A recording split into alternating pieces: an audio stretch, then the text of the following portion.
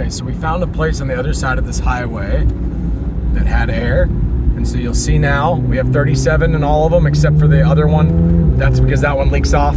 That wheel has a crack in it, so I have to keep adding air to it. But the point is, so I went a little bit, but now we're at 37 PSI. So now you're gonna see a difference in a second. Or maybe I'm full of shit, we're gonna find out. But before I was squirrely at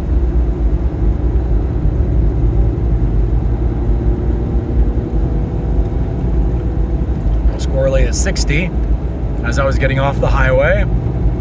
There's still the water rivers going across the highway. Now I'm splitting right through them, no drama. The car's no longer squirrely when I'm hitting these water rivers. We're gonna get into the slow lane, which is the worst lane you can be in. We're gonna be parting a lot of water right here. We're driving through a puddle. Squirrely a little bit, but not like it was. Okay, so we're gonna get over.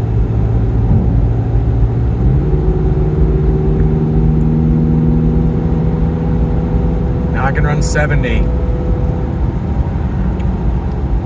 Now I'm safe. There's a chance that Jeep ahead of me, since it has big wide tires, he's running into the same issue that I was before, which is why he's going slow, which is smart. Excuse me. The point is, now it's a completely different car, guys. This car, look, we're down to 35, 36 PSI. Why? Because the water cools the tires down. Okay, so that's why I went on up to 37. This is not my first rodeo. You see? But 35, 36, we're all right. I can run 90 now.